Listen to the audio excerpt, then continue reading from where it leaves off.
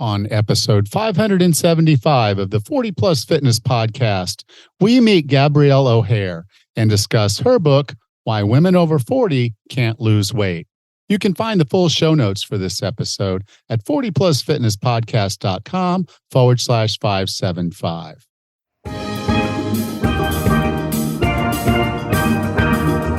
Have you decided you're ready to make a change? To reclaim your health and fitness? The 40 Plus Fitness Podcast is here for you. Each week, we dive deep into health and fitness topics that affect those of us over 40. I'm Coach Allen. I'm an NASM certified personal trainer with specializations in corrective exercise, behavior change, performance enhancement, and fitness nutrition. A Precision Nutrition Level 1 coach, a FAI certified functional age-linked specialist, and an OTA Level 2 online trainer. Each week, I'm joined by our co-host, Coach Rachel. She is an NASM certified personal trainer and a RRCA Level 1 run coach.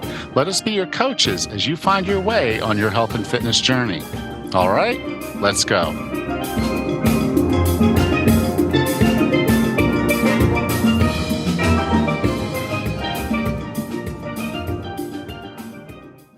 Do you get a little overwhelmed by all the fitness information, tactics, and jargon? Do you wonder if the things you see on social media are fads and fiction? Are you having a hard time knowing how to start and what to do? I know how it is. I used to be just like you, lost and learning the hard way that what I did back in my 20s and 30s was not going to get me there now. I needed clarity and an understanding of what to do, when to do it, and most importantly, how to do it. How about you? I'm planning a week-long program to cover all of this. The 40 Plus Fitness Retreat. It runs from May 29th to June 2nd, 2023. And best of all, I'm hosting it in Bocas del Toro, Panama. During the 40 Plus Fitness Retreat, you'll develop a training strategy and a program to help you take your fitness to the next level. Whether you're a beginner trying to figure all of this out or a seasoned athlete looking to up your performance, I'll walk you step by step through a process that will give you your what, when, and how. There will be limited spots available, so I need you to do two things right now. Go to 40plusfitness.com/retreat and join the interest list. Invites will go out to this list first, and if they take up all the spots, you'll miss your chance to join us. Second, mark your calendar, because the trip from the US or Canada typically takes 2 days each way. And there will be special things going on the weekend before and after the retreat that you don't want to miss. Go to 40plusfitness.com/retreat and join the interest list today. I'm looking forward to hosting you in beautiful Bocas del Toro for the 40 Plus Fitness Retreat, May 29th through June 2nd. 40plusfitness.com/retreat. Hey, Raz, how are you? Good, Alan. How are you today? My head hurts. Oh, no. Why is that? Well, I had someone that was doing the audio processing for the show. They've done it forever, sort of forever. Really, yeah, since the beginning. But they sold their business to another business. And so it was the same people, sort of supposed to be the same people. I think it was the same workers that were doing the work. Mm-hmm. And then they come around and they roll around like, okay, we're going to have to raise your rate. And they raised it like 60%. And so I've been paying that, but it's very expensive, all things considered, to do this, to do the editing on this podcast. And they did a great job, don't get me wrong, but it was just a lot of money. Mm-hmm. And so I was like, okay, we had a problem, we had a communication problem. And so I was like, I get all these emails from other companies that want my business. It says, maybe it's worth me having a conversation. And there was one company, and I was really, I liked the guy. We got on the phone, and the guy is sharp, and he was, aggressive and really wanted my business. And so we had the conversation. I'm like, okay, I'll give this a shot. And maybe the first couple episodes, they did well. They did really well on. They were faster, they were cheaper, and they were doing good. I'm like, okay, this is good. And then they'd make a mistake. And it'd be a simple thing, like leaving out the author's bio. All the files are numbered. Mm-hmm. So, a kid would know, okay, you don't skip file 4. You don't skip it. You don't skip file 5, go from 4 to 6. You just, there's a file there, you put it in there. And then when you're proofing it, you're like, oh, there's no bio. He always has a bio, And then I had one where I had a mid-roll ad, and they put it at the end of the interview. Well, that's not where it's supposed to be. That's not where I told them to put it. And so there was that. And then lately there's just been some quality issues, and you guys have probably heard those things. I'm not happy about it, but it is what it is. The low cost provider, and I'm getting, I guess, what I paid for. Oh, geez. So anyway, I decided, okay, I'm not going to go back to the expensive one because it's just way too much money. And I'm like, okay, I've tried this with GarageBand, which was free on my Mac. And before on my computer, I had everything set and I could actually edit a podcast pretty well. I have not been able to match those settings on my new computer, which is not new anymore. It's a year old. I can't get it to sound the same with my computer now. And I'm like, I don't know what the problem is, but I just couldn't use GarageBand, which just wasn't cutting it for me on the new computer. And I'm not sure why, but it is what it is. So I said, okay, I'll buy the more expensive software and then I'll just try to do it myself. But it's called Adobe Audition and it has all the bells and whistles. You can do a lot with it, but it's much more complex. The Apple product, GarageBand, is very intuitive, very easy to understand. I switched to that from Audible. Audible was a free software that I was using. But again, the quality wasn't as good. And then when I switched to GarageBand, it was really good. Then when I changed computers, I lost that. I'm like, okay, I've got to just continue to outsource all of them and not do any of them myself. Because sometimes I'll get behind in schedule and I'm like, okay, I don't have time to send this to them. That's 4 days. I don't have time. I need to do it myself. And so every once in a while I knew I was going to be doing one myself and I couldn't do it. So now I'm trying to learn Audible. And it's old dog, new trick kind of stuff. I'm watching a YouTube video and then I'm trying to do it. And then I'm watching a YouTube video and trying to do it. So I only say that to say that, the quality of my podcast, this podcast might be a little off, has been off. It's going to probably be off for a few more weeks till I figure out the software and get my systems and processes going. But I'm going to work on it. And so, yeah, it's just one of those things where got a lot going on already, but I need to learn this software, get this done, because quite literally it takes me not a whole lot of time. And considering what I was paying them to do it, particularly the expensive company, it's worth my time to do it rather than, hire that out. So it's just been one of those things where I've been sitting there this morning, watching a YouTube video, doing a little bit of editing, watching a YouTube video, doing a little bit of editing, stop and start. Oh my gosh. I'm figuring it out. So just give me a little bit of time. These will get better and better as I figure out what I'm doing wrong and that type of thing. So my gosh. Well, good luck with that. They say you need to be trying to learn new things all the time. That's true. But yeah, it doesn't mean it's supposed to be fun, right? Oh my gosh. Well, good luck. How are things up there? Good. Over the weekend, I helped my brother kind of move a couple of boxes. He shipped a pod over, an 8x8x8 pod storage unit that we unloaded and put into a more permanent storage unit until he can finally make his move cross country. And I was really worried about it, about, lifting heavy boxes, heavy furniture, all the awkwardness of moving again. And I'm so happy to say that I feel great, that I am not sore. My back doesn't hurt. And my parents did okay with it as well, because they were helping with a couple of their friends. And it went a lot more smoothly than I had expected. I don't know why, but I expected to be in a lot more pain than I am. But it is even with the weightlifting that you do. I do. It is a different movement pattern, and you do have to watch what you're doing because you're lifting something that's awkward and not necessarily, bars and dumbbells and kettlebells are all built to be lifted.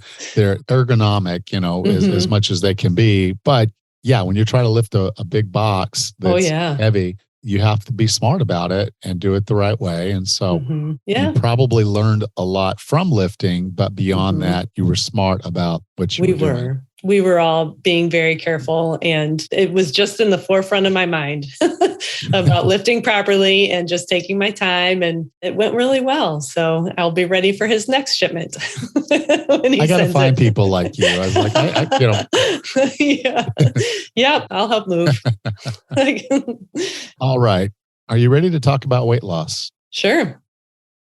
Our guest today was fired from her job a month before the COVID lockdowns. At 48, with no job and feeling like her life was being pulled from under her, she decided to fulfill a decade-long ambition and retrain as a personal trainer. When lockdown ended and gyms finally reopened, she was inundated with clients who were struggling with their weight, yet unable to stick to a diet. In the privacy of her garden gym, they shared their experiences with her. They didn't want killer physiques. They just wanted to regain control of their bodies and feel confident in their skin, but they struggled to change their eating habits. Before long, she noticed a pattern emerging. The same blockers were getting in the way of all of her clients, and the concept for the book we're going to discuss today was born. Her own motivation comes from her goal to stay active and strong so she can embark on adventures with her partner and when her daughter grows up. Now 51, diet, sleep, exercise, and stress management have become non-negotiable priorities to give her constant, stable energy and the ability to concentrate and think clearly. With no further ado, here's Gabrielle O'Hare. Gabrielle, welcome to 40 Plus Fitness. Hello. Thank you very much for having me here. Now, the book is going to get any woman's attention if she's over 40 and wants to lose weight. And the name of the book is Why Women Over 40 Can't Lose Weight. Well, yes, but you also then give us a solution, or at least some things that we can think about. Because the thing is, I read this, and I'm a man, obviously, but I train a lot of women. I'm married to one. Mm-hmm. And so as I go through my life, I'm like, okay, this is real stuff. This is the real experience. I can be empathetic, but I can't experience it. And so I know that it's a struggle. And yeah, you're watching your husband and the two of you start eating the same thing. He's even eating more. Yeah. He's hitting the crisps and the cookies and all the other things. And he manages to be able to lose the weight and you're not. Yeah. That can be quite discouraging. Absolutely. And that discouragement, I don't mean this in a different way, but once you're discouraged, it's almost like digging out kind of thing, isn't it? Absolutely. I think it can feel like a very lonely place to be. I think a lot of the fitness industry is, a lot of the marketing materials focused on before and after photos and success stories. And you can feel like you're the only person failing or the only person who can't do it. And one of the things that I've noticed about women, and, men may well find this, but my work primarily is with women who are in the late 40s. They sort of can be quite hard on themselves. They don't realize everyone's having the same problems. You tend to internalize things and blame yourself for being lazy, for having no motivation, for, just being late, just assume it's their own fault and it's a personal failing or it's a character failing. And they don't realize that so many other people share the same problems. So you just have this lonely battle where you're really giving yourself a hard time. As women reach this particular age group, for some women, it happens a little earlier than others. For some, it's a little bit later. And there's no rhyme or reason for it exactly. You can ask your mother when she started to change, and you might genetically kind of fall in the same line. But women can start towards menopause at any age, Sure, perimenopause, but it's around this time. And so at this point, your body is changing.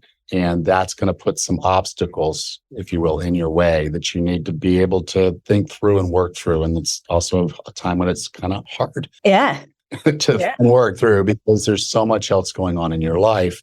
In the book, you mentioned 6 reasons, and I wrote in my notes, impossible to stick to a diet, but I think that you're going to find it's not impossible if you approach this the right way. But what are 6 reasons that women really struggle with their diet? Because I think once they hear this, they're going to realize, sure, that's me.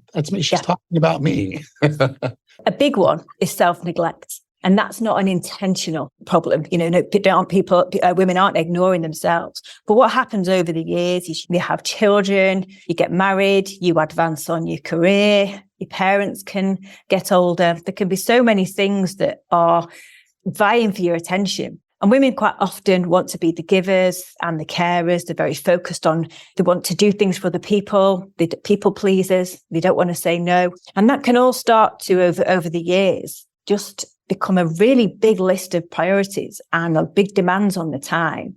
And, women have it all these days. We run families, we manage relationships, we run children's, we have successful careers. We've got to cut some corners somewhere because we haven't got time to fit everything in. And it tends to be that we leave ourselves and our own needs to the end. And that's why I wanted to call that self-neglect, because we've become so focused, and this is a gradual thing, but we've become so focused on looking after others, we put ourselves last. And it's not uncommon for women to get up, make the breakfast, grab something quick themselves, not have time to eat lunch properly, and find that they're just grabbing snacks and end up ravenous in the evening. And, they just are running on empty all the time. And that's just leading them to make, not, I won't say bad choices, because you're just where you are, but you're making choices that aren't great for your health and great for your weight, because you're just having to grab what you can when you can.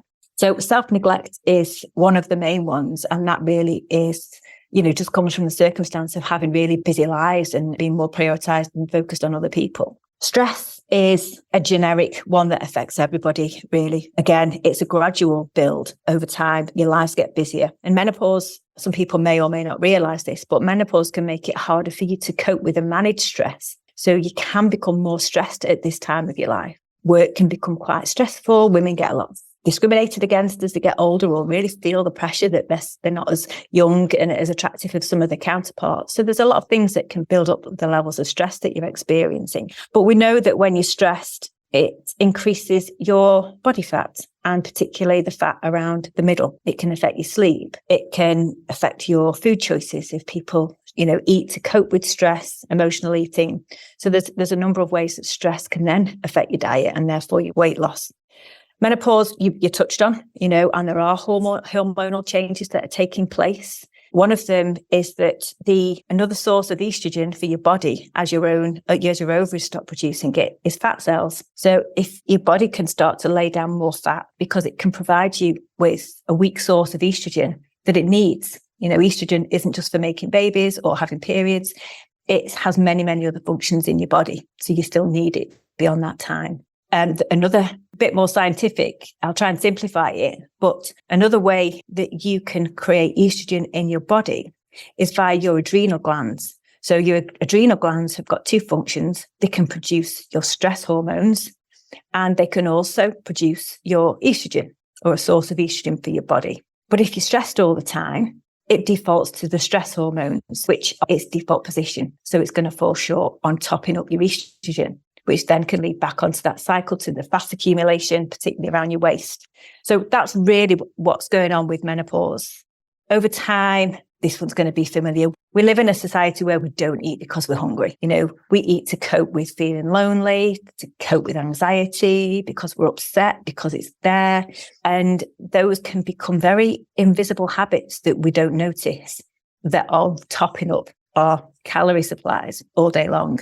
And then another one is sabotage. And you mentioned at the beginning about the husband at home eating the crisps, and the kids can want pizza. Your mother-in-law can want to feed you her cake. Your colleagues can put you under a lot of pressure to eat the things that they've brought in. And I found, as I sort of trained more and more women, that had a huge impact on weight. And sometimes it can be well-meaning, someone has brought something in for a birthday at work and they want you to partake in it. But other times your friends and your families can deliberately sabotage you, because they worry how you may see them if you're losing weight or you're improving your health, and they're not. It shows them up in a negative light. So that can be a tricky thing for people to deal with. And then the last one is the fact that we are so heavily targeted by the food industry, by advertising for retailers, for fast food outlets, for apps, for junk food. We just do not realize how bombarded we are by messages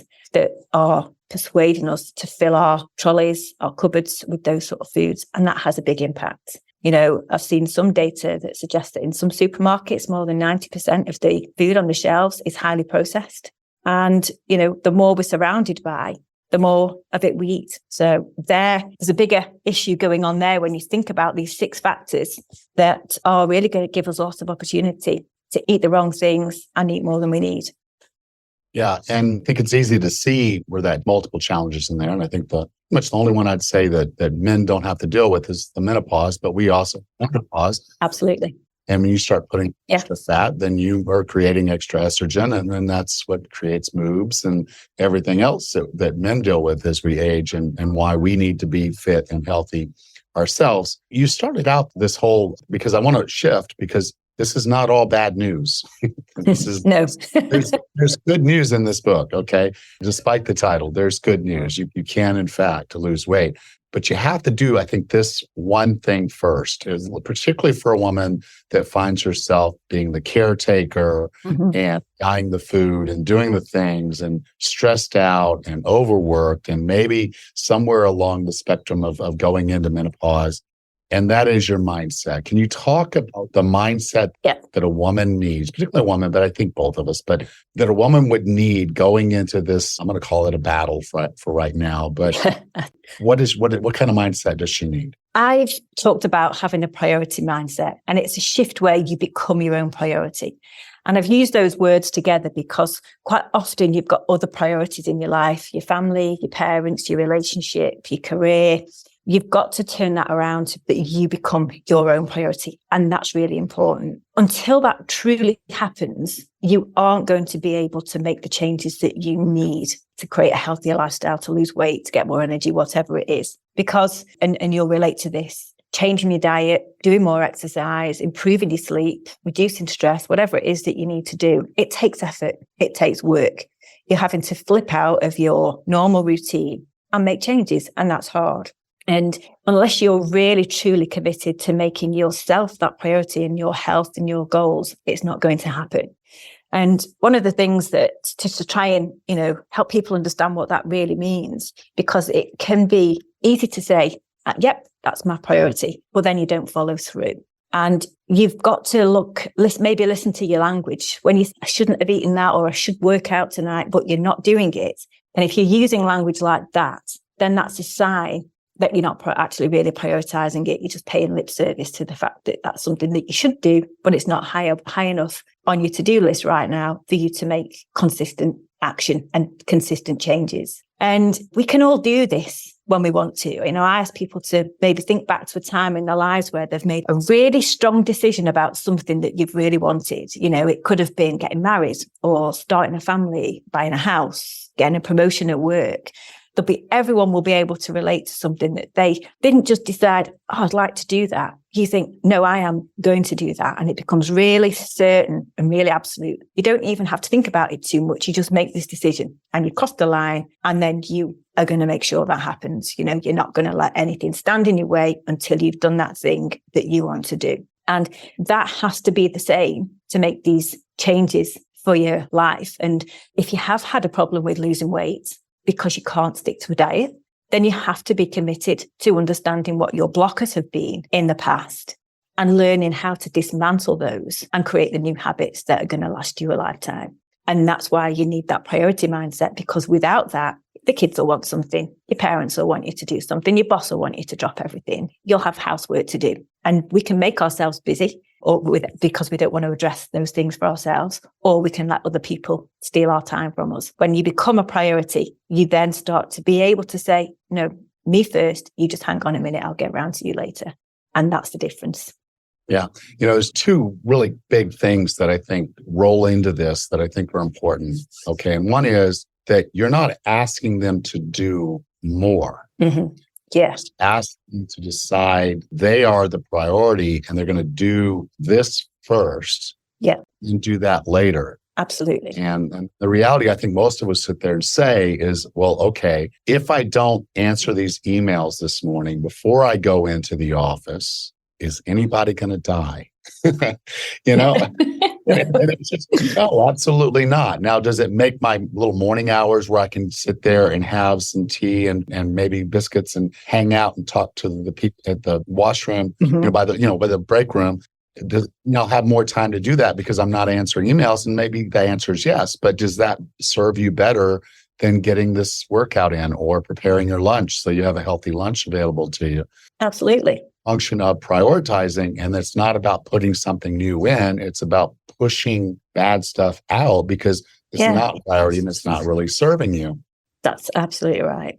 So I think that's a big part of this priority mindset. And then another thing you said, when you put yourself first, I know sometimes that can feel kind of selfish. Mm-hmm. Who am I to put myself first? And, you can go into the airline thing and put your mask on things, but that just goes in one ear and out the other.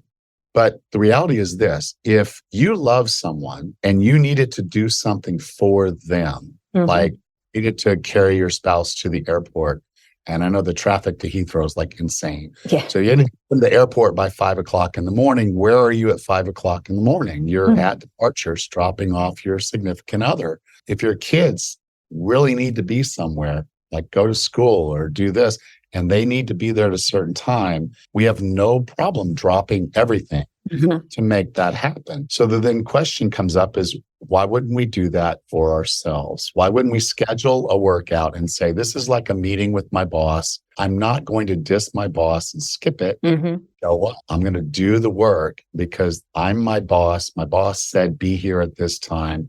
And I love myself enough to make that happen. It's absolutely key. And that they are the conversations that you have to be having with yourself. And that's how you're going to have to be figuring out how to just move your time around so that you can fit yourself in and make that happen. Yeah. Say you have a dozen priorities and you're trying to juggle, or as you said in the book, spin the plates. But the reality is you only have one priority, and that's the plate you're dealing with right now. Yeah. So if the plate means that it's focusing on you getting healthy and fit, because guess what? Your kids are still going to need you 20 years from now. Yeah, that's it. They're still going to need you 20 years from now. And if you're not taking care of yourself now, what kind of shape are you going to be in then to do it then? So, there's just a lot in that of having that priority mindset.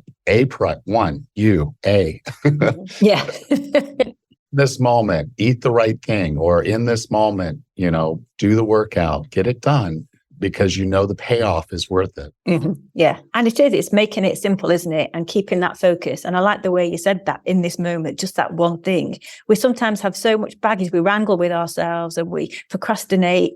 We can just make those decisions quite easy and then simplify it, do it, get on with the rest of your day, go back to the rest of your to-do list. Yeah, good. Now, you mentioned earlier processed food or ultra processed. I believe if my great grandmother walked into a grocery store right now, she's like, where's the food? This is not a food market. This is something else. Why is processed food such a problem? Okay. Well, there's a couple of reasons. And one of them is the fact that actually it's got, relative to natural and unprocessed food, it's got a lot less nutrition. So the processing methods that they use to create these foods strip out a lot of the nutrition. They often, not always, but quite often, ultra-processed foods can be low in protein. So you've got something that's low in protein and low in nutrition. And what we're starting to understand now is your body doesn't just need calories. It also needs certain amounts of nutrients. And if you're not getting enough nutrients for your body, then it craves more. So I think we've lost a little bit of the connection with food and what it does, because food is just the building blocks of our body. We're constantly regenerating our skin, our organs, our skeletons. There's thousands, millions of functions going on all the time. And we need food and the nutrients that we get from food to do all that.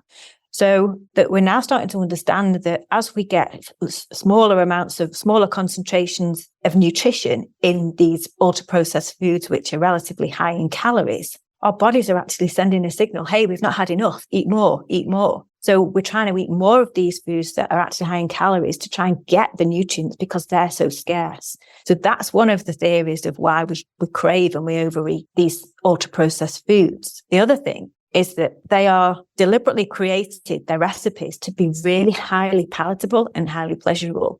I mean, you can't deny that a slice of cheesecake or a donut or a fast food burger tastes amazing. We all recognize that the appeal of those things.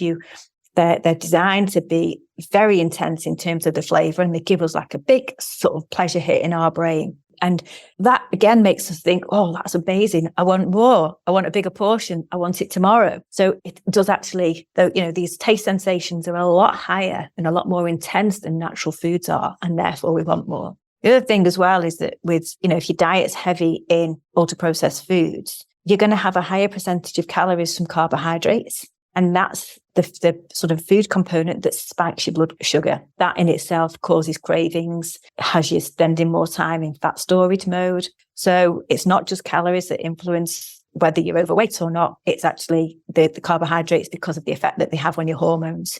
So you've got this whole thing going on where there's not enough nutrition, you're creating cravings, and it really is very difficult then to control the amount of calories that you eat. That's the problem. Your blood sugar becomes really unstable and you're just constantly craving more and more, and you're just locked in this overeating cycle.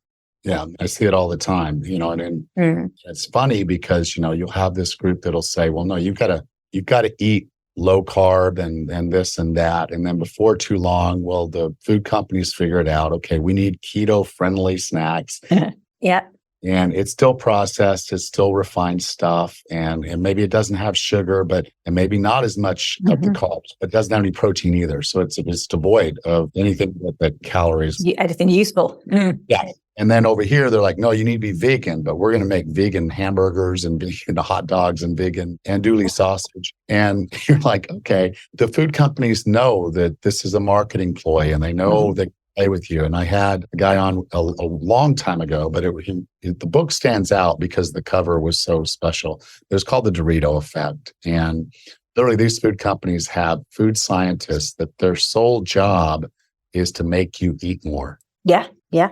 They're like, how do we make this so hyper palatable that nobody's going to want anything else but this? And they're going to actually eat it so fast, they won't actually taste it after the first bite. And I know I've been there. I've eaten a whole sleeve of Pringles. Yeah. It's a potato chips, as we call them in the United States, like just that. And it's like, what did I just do? And I hardly remember just eating them. Yeah. And so it does draw us in. And so the more you can rely on whole food, okay, and the way I kind of say this is if it comes in a bag, box, jar, or can, be leery. Yeah. As you said in the book, look at the ingredients and see what's in this. There are some exceptions. They'll freeze berries, they'll freeze vegetables, they'll can meat. So there are exceptions to this. But if it's stable and can sit on a shelf and you see the expiry date for this thing is 3 years away, you got to ask questions because most of the food that's around the exterior of a grocery store in the United States, and I think it's the same there. Very much the same in the UK. Sainsbury and walk through and it's kind of the same. As long as you stay to the outside, you're mostly into the whole food stuff. It doesn't sit long. It has to be refrigerated. That's why it's all refrigerators around the outside of the store because most of that stuff has to be refrigerated or it'll go bad pretty quickly. Now, in the book, you went through two things. You went through weight loss by counting calories, which I think is exceptionally hard. Yeah. Unless you're someone who, like I came from an accounting background. So keeping data, doing data, I can do that. My first accounting, when I was keeping up with my own finances, I was like General Motors. And I actually enjoyed doing that because I'm an accountant. And when I first started trying to count calories, it was like, okay, exciting. I had the scales and I'm measuring everything, but I just know that that's not sustainable. And it's not the way that I think we were intended to eat generally because great grandparents didn't even know what a calorie was and didn't have scale. And somehow or another, they managed to not go away. Yeah. Processed food may have had a little bit to do with that, but beyond that, if you want to lose weight without counting calories, what's a good approach for someone to take to do that? Okay, well, I think the first thing to do is really go back to eating natural, unprocessed food. That's the biggest thing. And protein is really important. We tend to undereat protein. And particularly as we get older, and this goes for men and women, we do need to eat more protein. So there's, again, better understanding that the needs that of older adults have, and I'm talking about people really in the sort of 50 plus, need to eat more protein. And protein's really important anyway, because it helps to stabilize your appetite. And if you're going from eating a diet mainly based on ultra-processed foods, the first things that you want to do is try and keep yourself full and eliminate cravings. And the best way to do that is by having a diet that's got, having meals that have protein in each one, plenty of veg, don't be frightened of fat. And the thing you do want to watch out for is having fewer empty carbs on your plate. So that's your bread, your pasta, your rice, your noodles, your potatoes. They're the things that have got no nutrition. They're the things that are going to spike your blood sugar. If you had a steak and a salad with olive oil and maybe a little bit of Parmesan cheese, you tell me that you're hungry after that meal because you're not going to be. Yeah. That's ticking so many boxes, so packed of nutrition, slow to digest. That'll keep you going for hours. So this is really where you want to start with. And then the second step is to really try and get that down to just eating 3 meals a day. So you want to be thinking that you leave maybe 4 or 5 hours in between meals. And this, again, if the main meals that you have are filling and satisfying and you're enjoying them, you should find it fairly easy then to get to that 4 or 5 hours before your next meal. And by leaving yourself a gap, you're allowing your body to digest the last meal properly. You're giving yourself more chance to dip into your fat stores. You know, if we're constantly snacking and eating food all of the time, then it's like having your phone plugged into your charger. You know, you're never digging into the battery. Our body fat is like an energy battery, and we're just topping up and giving our body like a very easy to use energy store and never touching the fat. And that's what we want to get rid of. So if you can have good, decent meals, leave 4 to 5 hours between each one, then really you should be working towards eliminating snacks. And when I coach clients, just making those changes can be enough for them to start losing weight. That's all it takes. And sometimes they can't believe how easy it is. You know, sometimes the meals that they're already making are 80% there. You know, usually it's just put a bit more protein on your plate, get rid of a few of those potatoes, and they can do it, you know. So for others, that's not enough and go down to that, but they want to lose weight and it's not moving. So the next stage, the next level to go to, if that's not working, is to just pay attention to your portion sizes. And you want to make sure or focus on maybe just dropping the fat slightly on whatever you're eating, making the pasta, the rice, the potato component smaller, or eliminating it altogether to, you know, for a while and see how that works. And then packing it out with plenty of veg so it's filling. And then the next level to go to, if that's still not working, but it should be, is to start to pay attention to your appetite. And the golden rule is you eat when you're hungry, you stop when you're full. And you mentioned before, you know, we didn't need to count calories once upon a time because we were more in tune with our natural appetites. We knew when we needed something. We knew when we'd had enough. And a lot of the ultra processed foods that we have has led us to really not being tuned into our natural hunger signals and our sort of fullness signals. So there's a re-education process that you get from eating natural foods and giving yourself, you know, not snacking and giving yourself plenty of time in between. You're allowing your appetite to reset. Yeah. And it's kind of one of the special things that I really like about the human body is that if we give it what it needs, it gives us what we need. You know, communicate good things through food, through movement, through reduced stress, through sleep.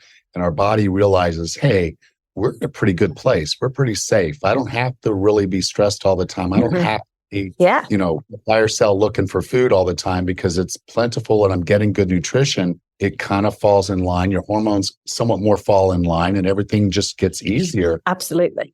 One of the things you said in the book, and I really can't leave this interview without kind of putting this in there, was you said that we should be paying more attention to how we feel and look than what we weigh. Yeah. And I think that's just really a cool thing because too often we're like using the scale as this metric of worth. Yes. When food and movement and all these other things that we're doing in our lives are really meant to just be energies and build-ups and just part of putting together a platform for you to be better. Yeah, absolutely. I think there's a lovely opportunity for men and women at this age to really start to reconnect with themselves and how they feel. And, you know, when our kids are growing up, we can find that we've got a little bit more time to ourselves and we can sort of take this journey. And the conversations often start with weight because that's what people are looking for. But once you sort of start to make these changes, you realize that you've got more energy or you're sleeping better or you're not bloated anymore. And once people latch onto these things, they suddenly realize they're not bothered about weight anymore because the game changer for anyone who's tired and struggling is more energy, not smaller waist. And once you sort of maybe go on this weight loss journey, doesn't even take long. That's the amazing thing. When you change your diet, you can have a benefit that day. You know, it started for me when I can't remember why, but for some reason I used to have a sandwich for my lunch every day. And for some reason I didn't have it. I think the shop where I went was closed. So all I could buy was some cottage cheese and some nuts. And every day at work at 3:00, I could not keep my head off the desk. I just was fighting falling asleep.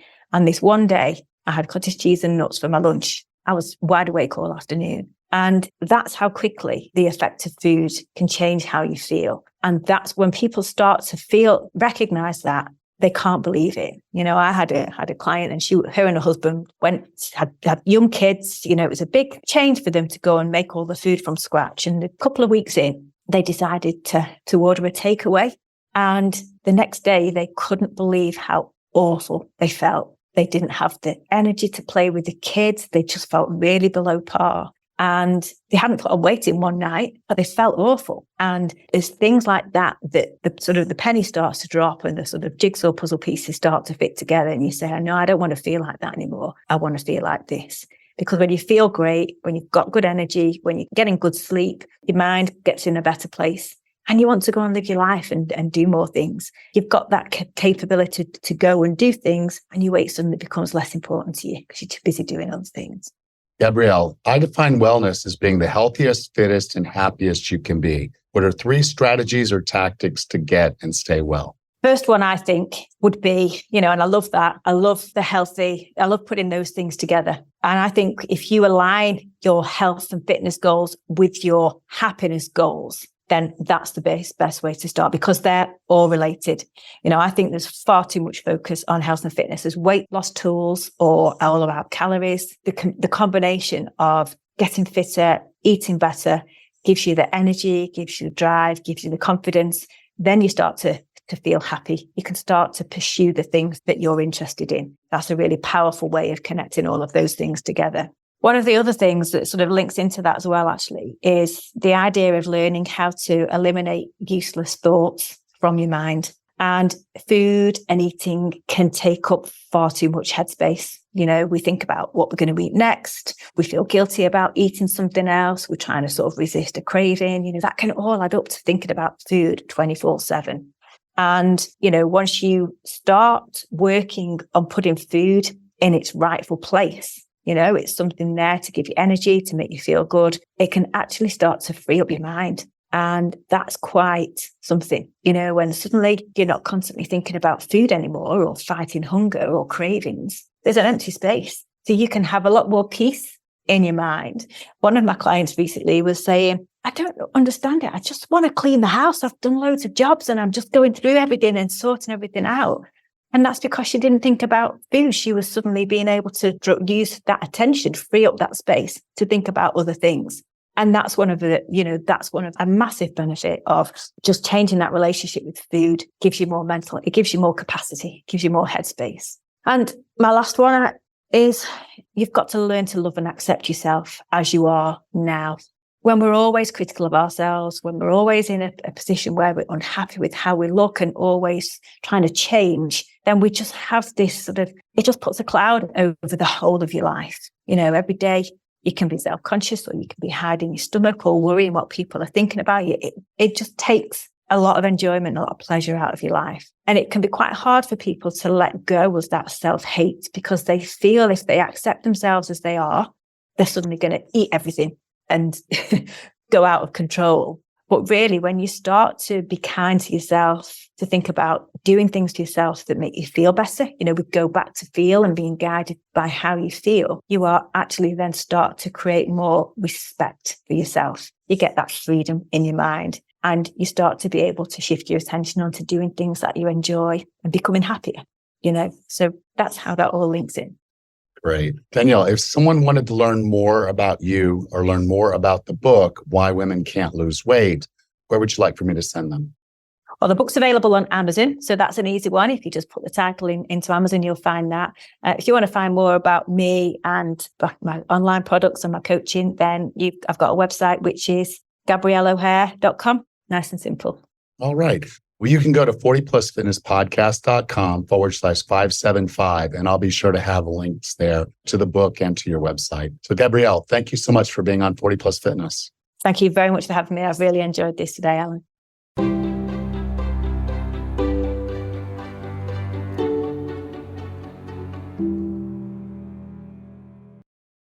Welcome back, Raz. Hey, Alan. What a great interview. My goodness. Why women over 40 can't lose weight. I mean, the headline right off the bat is very intriguing, but your discussion was very intriguing as well. Yeah, I wish she'd had a subtitle of some sort because it is an attention-grabbing headline, but it leaves you in, I think, a negative thought space of, oh, well, yeah, okay. If that were a newspaper article, you'd be like, okay, what do I expect this newspaper article to tell me? all the reasons why I'm failing at what I'm trying to do here. And she does that. Don't get me wrong. She goes through that and lets you know that, okay, that you're not alone. These are happening to women everywhere. There's case studies all the way through this of women, the 6 reasons. She's got case studies of every single one of them of women she's known or worked with or herself that have struggled with these things because they're real. They're not imaginary. We're not making these things up in our head. They are real obstacles that are in your way. The good news is she shifts in the book, which is again why I think there should have been some form of subtitle, but that said, she didn't. But in the book, she did shift gears and go towards the way you overcome those objectives, those obstacles. Obstacles, yeah. The number one, though, self-neglect. I mean, that was the biggest shining light, neon fireworks reason that a lot of us who in our 40s struggle. It's self-neglect. And the word neglect really hurts because no woman wants to neglect anybody, let alone themselves. But that's really a good word because we do prioritize everybody else over us. We've got kids that get on the bus in the morning and take care of in the evenings and dinners to cook and a house to clean. And not to mention our own, 40-hour-a-week job. It is really hard to change that mindset of looking after everybody else and actually try and take a look at what we need to do for our own health and well-being. Yeah. Well, but no, neglect is the right word. It is. As much as it hurts, it is. It's like, okay, the kids want Hot Pockets for dinner. And so you're having Hot Pockets for dinner. Yeah. That's neglect. That's not serving you. You've made the conscious decision to do it anyway. That's neglect. This is the definition of the word neglect, is doing things to yourself or to anybody without regard to them and what their needs are. That's neglect.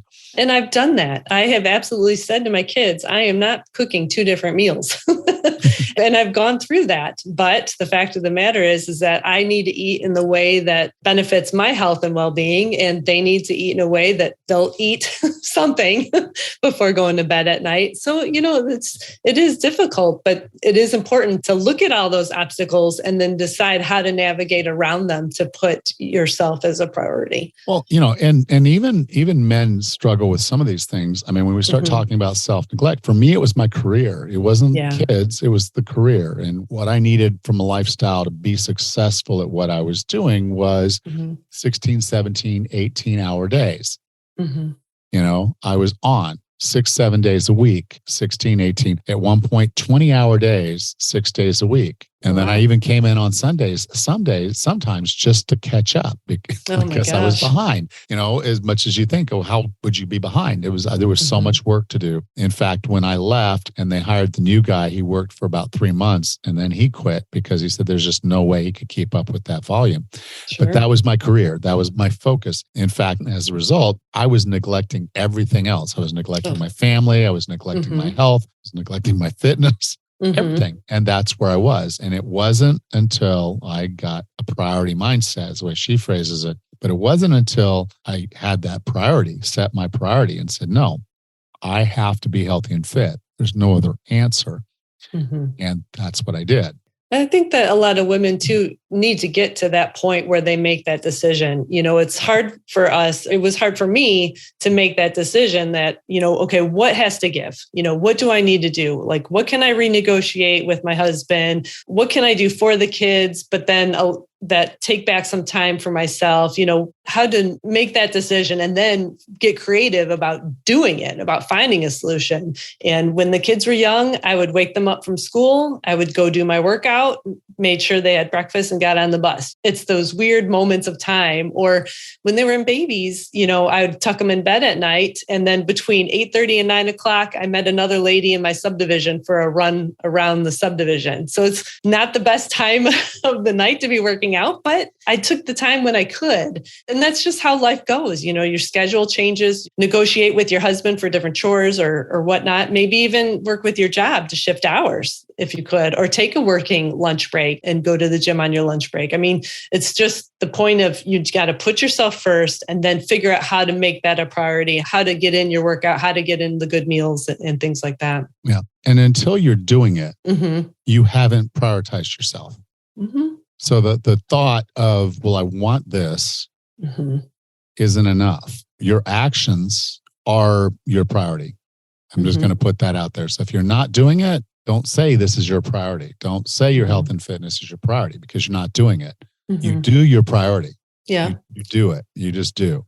And so with the way like you're talking about with kids and family and other obligations is like you're doing that stuff. Why are you doing that? It's because that's your priority. Yep. And I get it. There's times when that needs to be your priority. But if you haven't had the conversation with your significant other about the fact that you need a tag team partner, that you join this relationship to be partners, and that you need some help from them to get these things done, then you haven't prioritized yourself. Because I'll ask women like, well, how does your husband get his workouts done? Well, he just goes. And it's like, well, what does he do for self-care? It's like, well, he likes to play golf and he'll go fishing. I'm like, okay, so he just goes. Yeah, he just goes. Okay.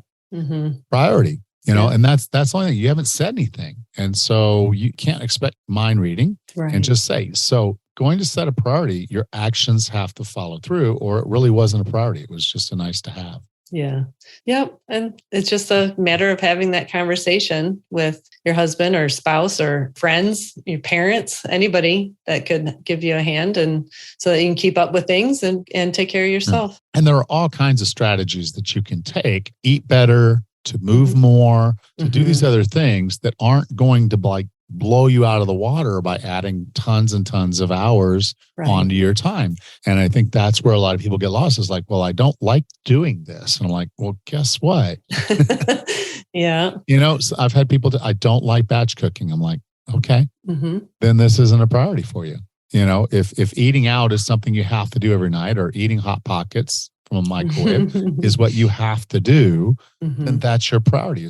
Your priority is not what you say it is. And so I don't mean that in a bad way, but I just really want you looking at your actions and looking for those disconnects over what you want and what you do. Yeah. Because that's where the rubber hits the road, and that's where you're going to make changes, because you aren't going to change until it's a priority. And it isn't a priority until you start doing it. And so we can talk about how we need motivation and all these other things, but the gross reality of it is motivation is not something that comes. Motivation is something that you earn. You do the action, you get the reward, that motivates you.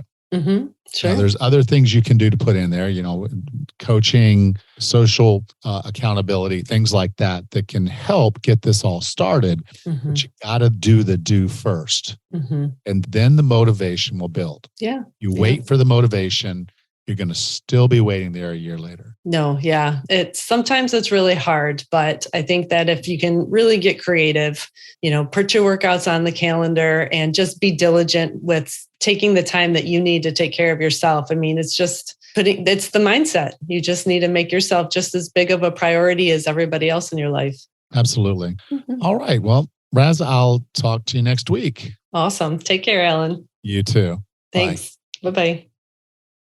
Next time on the 40 Plus Fitness Podcast, we discuss whether you're capable of changing your health and fitness. Until then, have a happy and healthy week.